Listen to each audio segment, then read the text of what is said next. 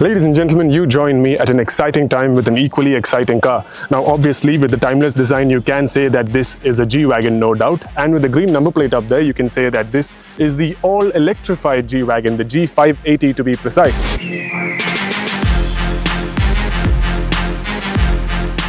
From the condition of the car, you can tell that we've been having a lot of fun with this luxury SUV in its element, off-road. And it has a few tricks up its sleeve and we've explored a few of them.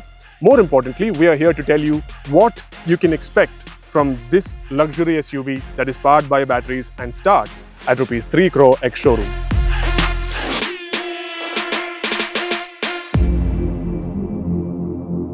One of the reasons that the G-Class is so iconic and so timeless is definitely its design. And Mercedes-Benz have been very clever to retain that with the electric car as well.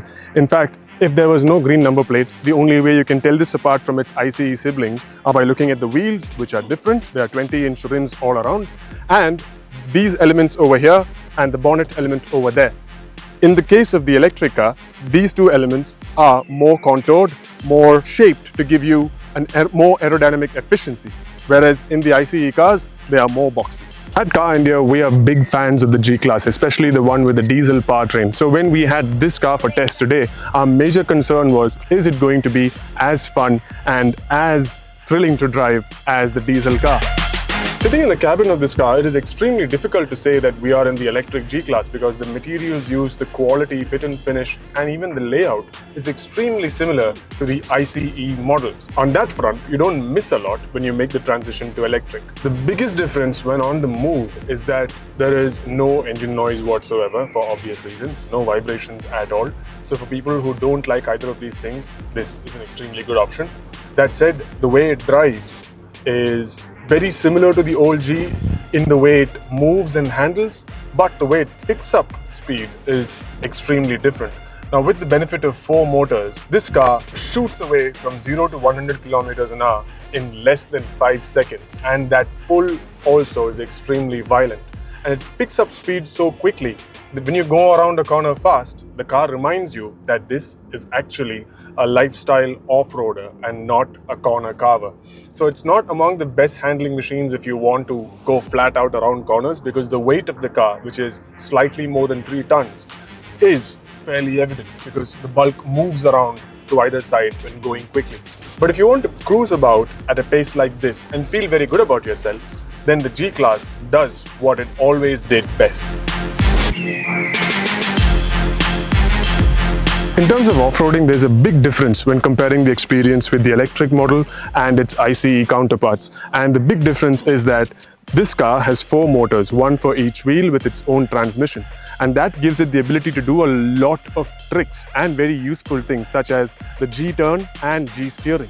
So when you're stuck in an off-road patch and you just want to turn the car around, G-turn is extremely useful, and it's a trick that not many people have today. And it's a trick that this car does better than most cars in the world right now. And G-steering is very good to turn this car, which is roughly 4.6 meters long, very tightly.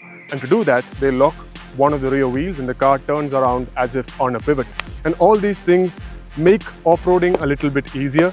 Plus the calibration of the throttle, the amount of torque going to each wheel, all of this is much easier to control when you have independent motors at each wheel. So in that regard, yes, this car makes off-roading a little bit easier. There is nothing you can take away from this electric car, because in fact, if you were to take the ICE car and the electric model into the lake right now, this, interestingly, has more wading depth. At Rs 3 crore ex-showroom, the electric G580 is not the most accessible option in its segment, and rightly so, because this car is very good to have in the city as a daily runabout. Yes, it handles good roads, broken roads and all very well, and performs the duties of an SUV to very good standards.